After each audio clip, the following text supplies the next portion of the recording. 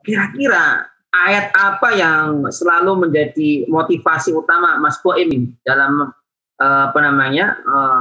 melewati begitu banyaknya ujian?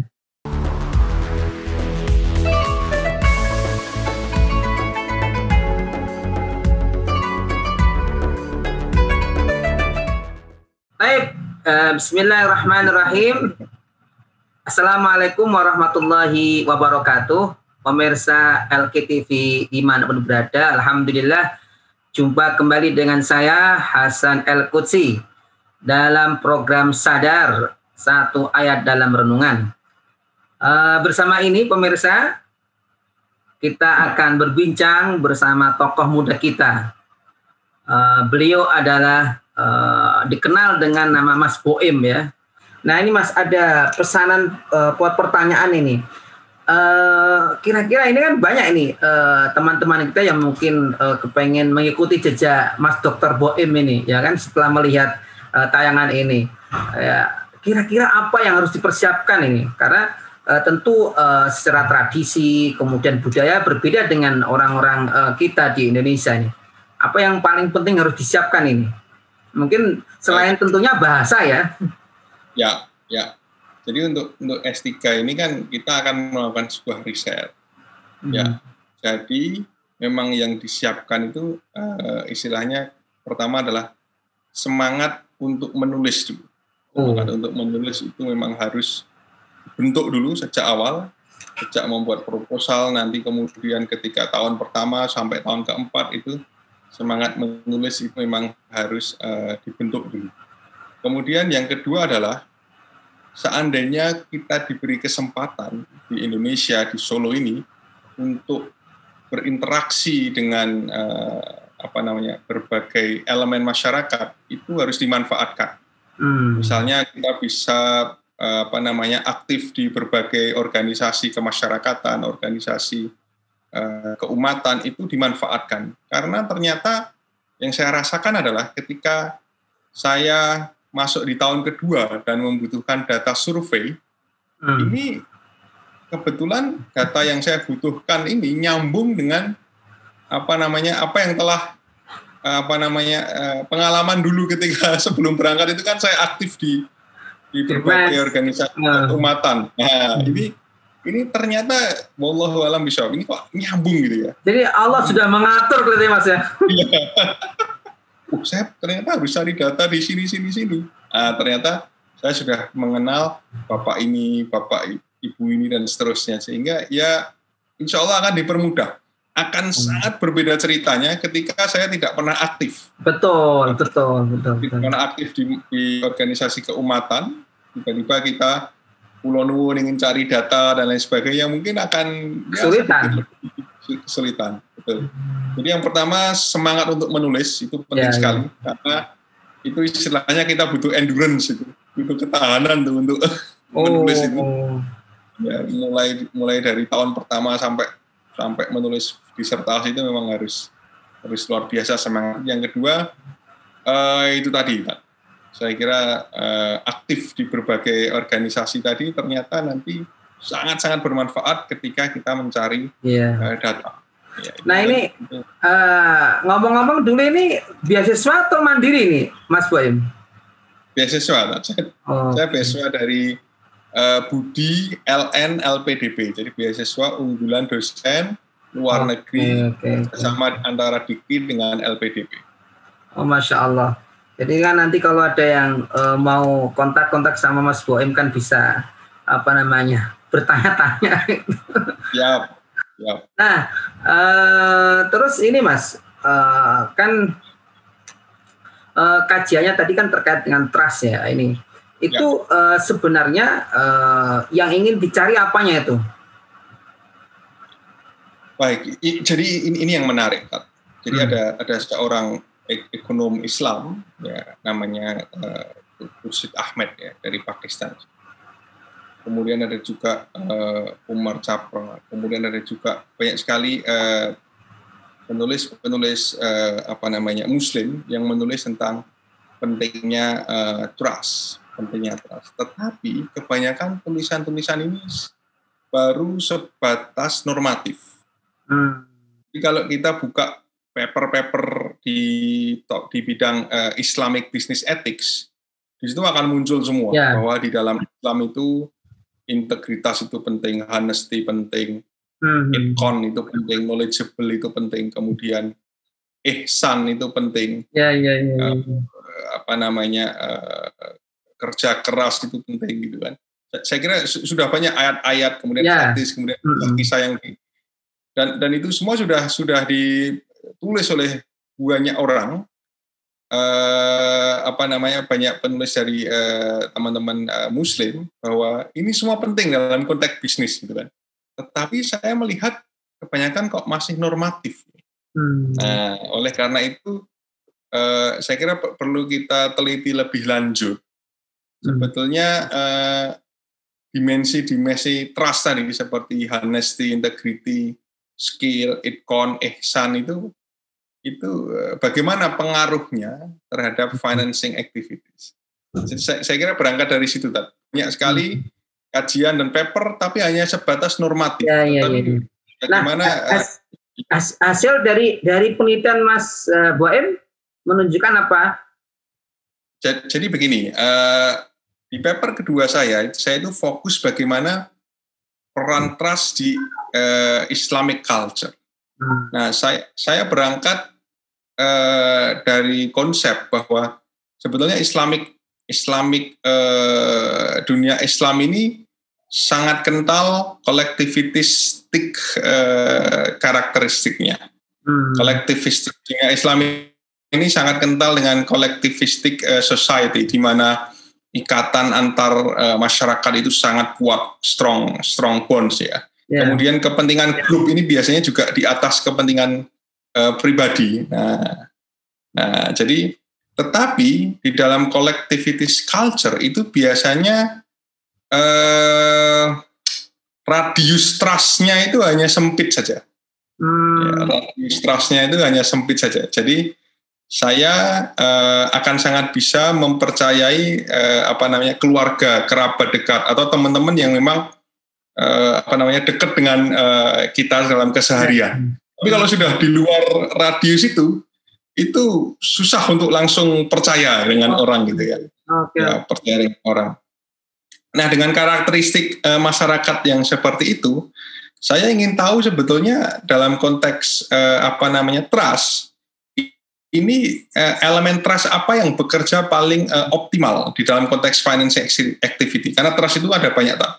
Ada trust berbasis skill, ada juga trust berbasis value. Nah, kesimpulan akhirnya adalah ternyata dalam konteks Islamic world itu trust berbasis value itu memiliki peran lebih besar daripada trust berbasis skill dalam konteks bisnis itu bisnis ya. Nah itu dampaknya apa Mas kalau gitu tuh?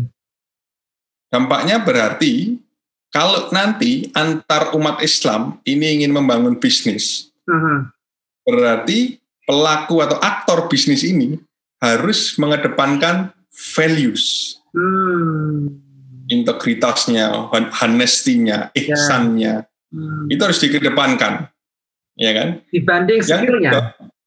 Kenapa? Dibanding skillnya. Ya, dua-duanya penting. Tapi yang memiliki peran lebih besar itu yang values-nya. Jadi kalau dalam hasil regresi saya dua-duanya signifikan. Tetapi koefisiennya lebih besar yang values-nya. Artinya efeknya untuk kesuksesan bisnis itu lebih besar yang values-nya. Ya. Berarti mohon maaf nih kalau saya salah menyimpulkan ya. Berarti kalau harusnya bisnis antar ustadz itu harusnya berhasil ya, kan sama-sama memiliki value yang tinggi mereka. Bisnis antar apa? Antar ustadz. Iya, seharusnya begitu. Begitu. Tapi kan realitanya kan tidak seperti itu kadang. Nah, ini artinya begini. Dalam bisnis itu kan ada banyak sekali faktor-faktor yang membuat bisnis itu sukses. Ya.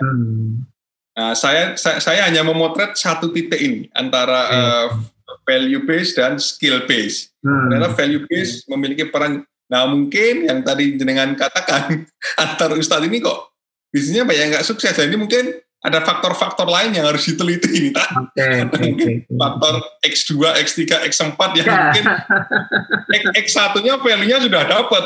Tapi mungkin X2, X3, X4-nya ini yang harus. Jadi masih butuh penelitian lagi ya. Oh, ya mungkin nanti kita spesifikkan.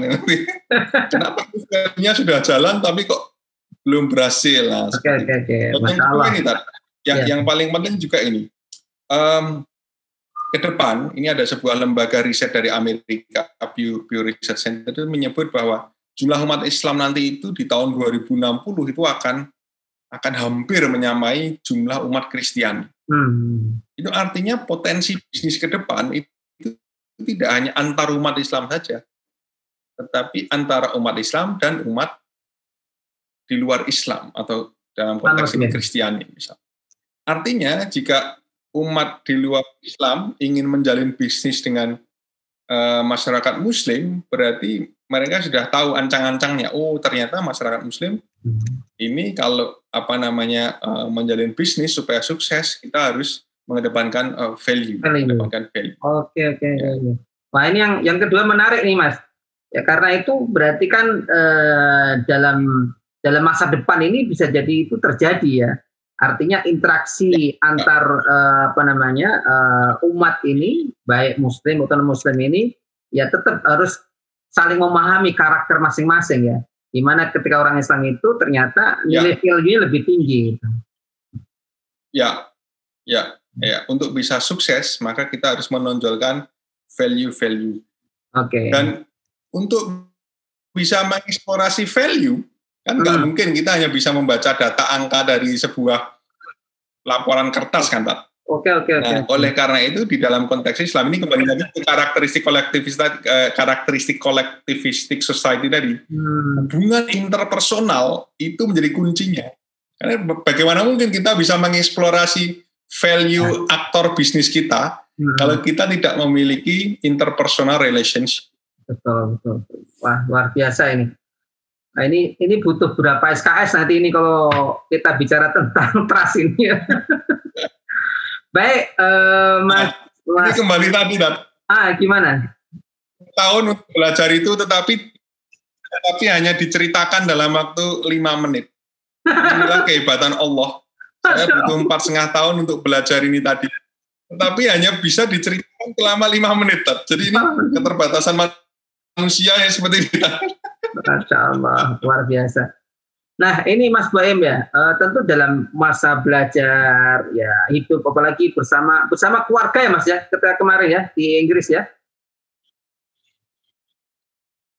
Ya. Nah tentu pasti banyak ya.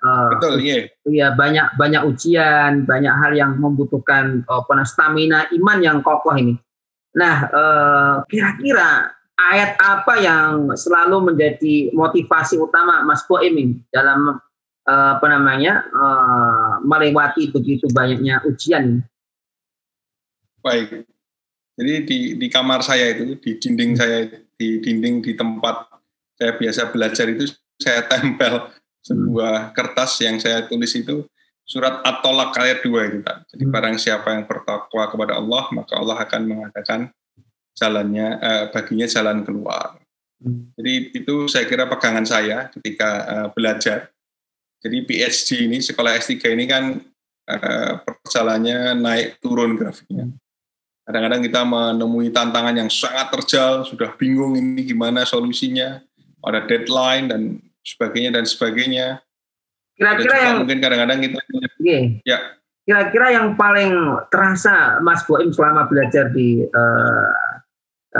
Inggris ini yang paling berat apa itu kira-kira sehingga membutuhkan sebuah dorongan imannya? Ya. Ya, saya kira tantangan yang paling berat bagi saya adalah bagaimana membuat sebuah tulisan dengan paper, dengan tulisan paper dengan story atau jalan cerita yang menarik, padat, singkat dan jelas. Itu bagi saya sebagai orang Indonesia dan bahasa Inggris saya juga masih kacau. Itu rumus untuk menulis sebuah paper dengan cerita yang jelas, menarik itu sangat susah. Jadi itu tantangan terbesar saya waktu itu adalah itu. Jadi saya sering sekali mendapat komentar dari profesor saya, I don't understand, I get off, itu sering sekali, itu sering sekali. Tapi jadi malah teringat saya dulu ketika bikin disertasi saya ya. Itu pembimbing saya itu kan ketika itu ujian ya. Pembimbing saya itu membela saya. Untuk para penguji ini harus dipahami ya, harus dimaafkan karena ini Hasan ini bukan orang Arab, jadi harus dimaklumi. Ya karena jadi sehebat apapun kita orang ya berbahasa Arab ya, kalau dibandingkan dengan native speaker kan pasti beda ya. Jadi jauh. Ya. Iya betul itu kan, betul. Saya bisa merasakan itu. Masya Allah. Jadi tadi ya ayat surah At-Tolak tadi ya, wa may yattaqillah yaj'al lahu makhraja. Itu yang menjadi motivasi Mas Boim sama belajar bahwa orang yang selalu bertakwa itu pastilah akan diberikan solusi itu. Dan itu betul-betul Mas Boim merasakan ya. Iya. Saya juga di samping all out mati-matian untuk belajar, saya juga imbangi dengan doa setelah sholat dan seterusnya itu. Saya kira itu bisa menenteramkan hati, dan kadang-kadang PSG itu kan harus harus banyak merenung juga ya. Wah, saya mau menulis apa? Kalau ada komentar seperti ini saya harus seperti apa? Itu kadang-kadang ide-ide bagus itu muncul di saat-saat yang memang tidak diduga. Masya Allah. Ya. Masya Allah. Itu pertolongan Allah saya kira. Oke, baik. Terakhir nih Mas ya. Ini kan sudah di Solo ini. Kira-kira target kedepannya ini gimana ini? Terutama terkait tentang pengembangan ekonomi umat ini.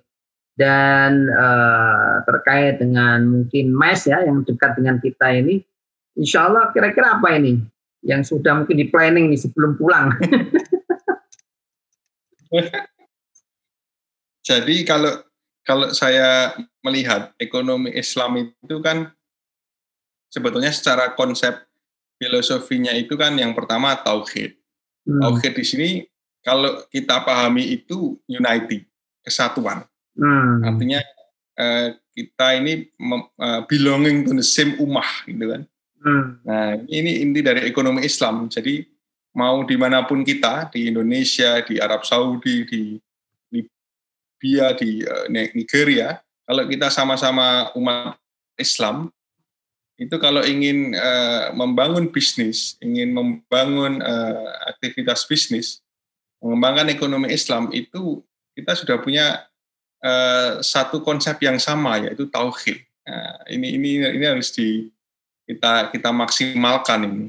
Nah, setelah konsep tauhid ini betul-betul kita paham, kita amalkan, itu nanti turunannya akan sangat hebat benefit-benefitnya. Seperti nanti antar umat Islam akan muncul brotherhood, solidarity, kemudian trust tadi. Jadi itu sebenarnya inti dari ekonomi Islam awalnya tauhid ini tadi. Masya Allah. Nanti turunannya kan luar biasa dampaknya bagi kegiatan bisnis. Solidarity, brotherhood. Nanti kalau misalnya kita membangun bisnis dengan teman-teman di Nigeria, misalnya terus kita ketemu kesulitan-kesulitan, tapi karena kita sama-sama memiliki konsep tauhid, nah kita mungkin bisa merujuk, dalam Islam kalau ada masalah seperti ini, mari kita kembali. Jadi ini bisa meminimalisir yang namanya physical distance, gap-gap praktek bisnis, gap-gap bahasa, gap culture ini bisa diminimalisir dengan religion ini, dengan tauhid ini. Itu saya kira inti dari ekonomi Islam yang mungkin harus kita sebarluaskan ini, bahwa brotherhood, solidarity, dan trust tadi. Untuk praktek realnya saya kira MES ini juga tetap harus menjadi organisasi yang satu bermanfaat bagi masyarakat secara real, mendorong ekonomi secara real, dan yang kedua yang jangan dilupakan harus tetap mencerahkan, Pak. Harus tetap mencerahkan. Jadi di samping mendorong ekonomi yang real, aktivitas bisnis yang real, MES ini harus tetap mencerahkan seperti tadi, menyebarluaskan konsep tauhid, brotherhood, solidaritas, dan seterusnya. Ini juga harus penting. Edukasi. Nah, tadi value tadi, menekankan values tadi di masyarakat ini penting. Jadi kajian-kajian di masjid-masjid, kultum, kemudian mimbar-mimbar Jumat itu tetap digerakkan. Sedikit banyak juga harus kita bangun bahwa dalam berbisnis value-value ini penting dan seterusnya. Selalu diingatkan tentang itu. Masya Allah. Baik, Mas Doktor, Masya Allah, barakallahu fikum. Saya sangat berterima kasih sekali ini bisa bertemu, berbincang dan sharing, dan tentunya semua pemirsa LKTV mengucapkan selamat dan terima kasih. Semoga ilmunya diberkahi Allah SWT. Dan sekali lagi mohon maaf dan terima kasih atas kesempatannya. Insya Allah lain kali kita bisa jumpa lagi, bincang-bincang lagi. Dan untuk pemirsa di manapun berada, kita cukupkan sampai di sini dulu. Terima kasih. Assalamualaikum warahmatullahi wabarakatuh.